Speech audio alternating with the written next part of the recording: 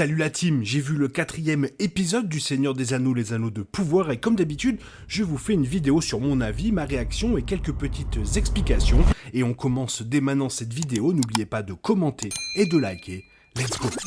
Petit message avant de commencer réellement cette vidéo, on est plus de 5000, oui, plus de 5000, merci énormément à tous ceux qui se sont abonnés, ça me va droit au cœur, et bonne vidéo! L'épisode 4 nous montre Galadriel essayant de convaincre la régente de Núménor de lui prêter main forte afin de traquer et détruire les forces de Sauron. Pendant ce temps, de l'autre côté de la mer, Durin IV dit enfin à Elrond la vérité sur le mithril, un tout nouveau minéral que les nains ont découvert dans leur montagne Khazad-dûm. Alors que nous ne voyons à aucun moment les pieds velus, Théo, lui, refait surface et montre sa bravoure afin de ravitailler son groupe. Et finalement, ce fut compliqué et aurait sûrement été tué sans les talents de tir à l'arc d'Arondir. Dans une scène au ralenti avec une nouvelle fois la musique qui est vraiment le point fort de la série. Arondir arrive portant un message du grand méchant de la saison 1. Et alors que l'épisode commence par une vision de la régente de Núménor, les derniers instants de La Grande Vague continuent de tisser les morceaux de l'histoire. Alors oui, c'est lent, mais par contre c'est très beau. Et donc Galadriel et ses nouveaux amis de Núménor se dirigent vers les terres du Sud.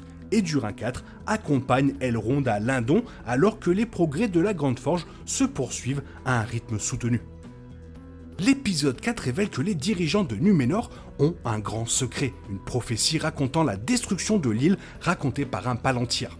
La reine régente Myriel et un peu plus tard Galadriel sont tous deux témoins d'une vision d'un tsunami se précipitant sur l'île de Núménor, engloutissant tout le royaume dans la mer. Ce rêve est une représentation visuelle très proche de la façon dont Tolkien a décrit la chute de Núménor vers la fin de sa mythologie du Second Âge. De nombreux grands événements doivent se produire avant que Núménor aille au fond de la mer, mais la séquence de rêve de l'épisode 4 rend non seulement le cataclysme inévitable, mais le jour pourrait maintenant être beaucoup plus proche que le public ne l'aurait probablement imaginé lorsque la série nous a dévoilé l'île. Cet épisode nous montre la reine régente Myriel qui n'a précisément aucun intérêt à faire copain-copine avec Galadriel. Mais ça c'est le début, préférant la jeter en prison pour son insolence et surtout de se débarrasser d'elle en la renvoyant chez elle et le plus rapidement possible. Cependant, à la fin de l'épisode, on voit Myriel organiser une expédition qui suivra Galadriel en Terre du Milieu et aidera à délivrer les Terres du Sud d'Adar. Finalement, l'épisode suit le changement de décision de la reine régente qui, tout d'abord, se lie à cause d'un traumatisme commun. Tout comme Galadriel est accablée de savoir que Sauron est vivant, mais surtout que les elfes pensent que tout est fini, Myriel, elle, a une vision de la destruction de son île et elle semble vraiment mal par rapport à son père.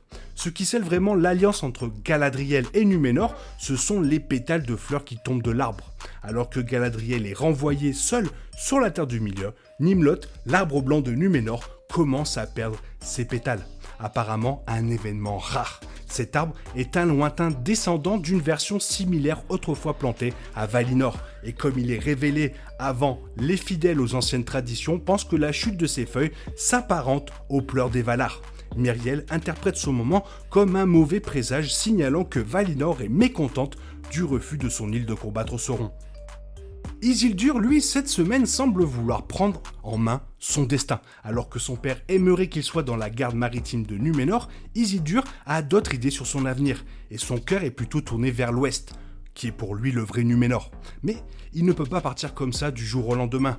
Et alors qu'il regarde l'horizon, il entend toujours une voix venant de l'ouest et choisit de saboter délibérément ses fonctions dans l'espoir d'être renvoyé.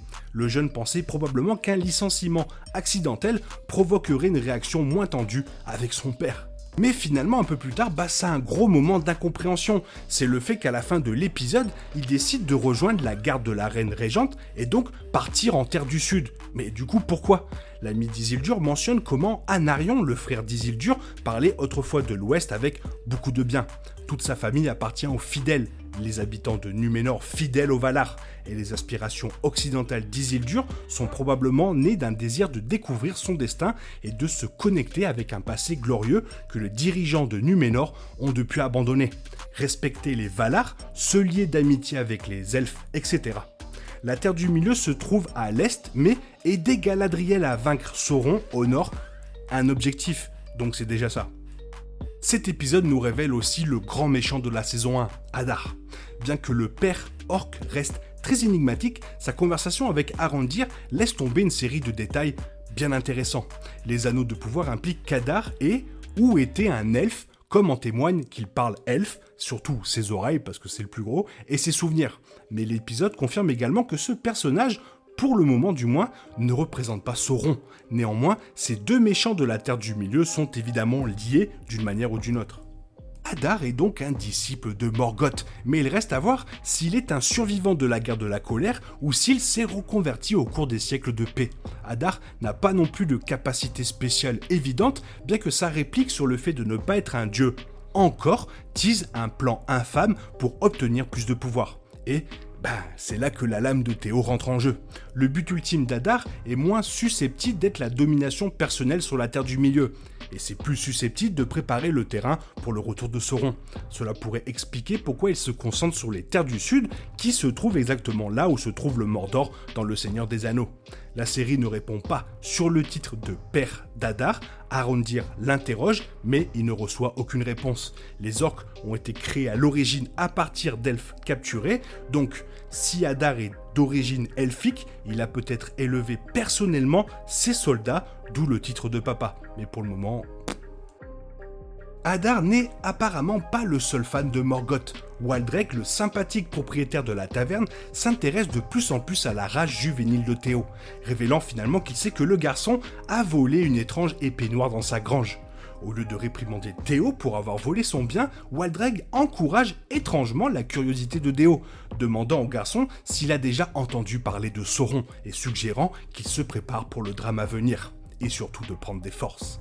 La série suggère que Waldrake est secrètement un méchant. Les habitants du Sud étaient, historiquement, des soldats de Morgoth, et bien que la plupart des habitants ne se souviennent plus de cette époque, ou ne s'en soucient plus, il n'est pas surprenant qu'une ou deux personnes conservent une tendance maléfique. Cela expliquerait certainement pourquoi Waldrake a gardé la poignée de l'épée noire tout ce temps, un souvenir peut-être transmis d'une âme sombre à une autre. Et maintenant, le grincheux de la taverne espère que Théo suivra son exemple. Le but de la poignée de l'épée reste ambigu, mais étant donné à quel point Hadar la recherche, la relique pourrait soit offrir au père orc un grand pouvoir mystique, soit faciliter le retour de Sauron en Terre du Milieu. Les retrouvailles entre Elrond et Durin ont été loin d'être parfaites, mais ils connaissent une avancée dans leur amitié après que le nain a révélé le secret du mithril de la Moria, à condition que Elrond garde secret ses découvertes passionnantes. Mais avant que Khazad-dûm puisse finir de se transformer, le roi de la Moria demande si son fils a ressenti quelque chose qui n'allait pas avec les elfes.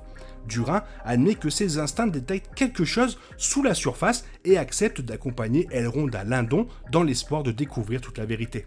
Les nains de la Moria savent évidemment qu'ils construisent une forge dans Eregion, mais les deux Durin sont probablement curieux de savoir pourquoi les elfes ont besoin d'un four aussi énorme, et surtout pourquoi il doit se terminer avant le printemps. Ce raisonnement n'a pas encore été exprimé explicitement, mais la forge s'avérera bientôt cruciale dans la fabrication des anneaux eux-mêmes, donc suite au prochain épisode. Et donc cet épisode voit Durin admettre à Elrond que l'extraction du mithril est beaucoup plus risquée que l'extraction des gemmes et minéraux habituels de la Moria. Comme pour prouver son point de vue, un effondrement se produit et un groupe d'ouvriers reste bloqué, incitant Durin III à fermer cette aile de Khazad-dûm. Comment cela va-t-il se passer ensuite ? À l'époque de Frodon, la Moria est principalement nettoyée de tout son mithril, et la faim des nains pour la substance brillante est devenue si grande que leurs fouilles ont perturbé le Balrog enfoui au plus profond de la montagne. Non seulement les nains de la Moria doivent continuer à extraire du mithril dans les anneaux de pouvoir, et le pacte secret entre l'elfe et le nain doit également être rompu. Malgré le serment d'Elrond, les elfes connaissent bien le mithril et ses utilisations à l'époque du Seigneur des Anneaux, construisant même les portes de Durin en utilisant ce matériau merveilleux. Cela ne signifie pas nécessairement qu'Elrond trahit Durin. Plus probablement, les liens entre Eregion et Moria deviennent plus amicaux jusqu'à ce que le minéral soit partagé librement entre les civilisations. Voilà, c'est tout ce que je voulais dire sur cet épisode. Toi, si tu l'as vu, n'hésite pas à me faire part de ton avis dans la zone commentaire. J'espère que la vidéo t'a plu, et si elle t'a plu, n'hésite pas à la liker, t'abonner, la partager, la commenter. Merci d'avance. Je te souhaite une bonne matinée, après-midi, peut-être une bonne soirée ou un bon week-end. Bisous bisous, hasta la vista.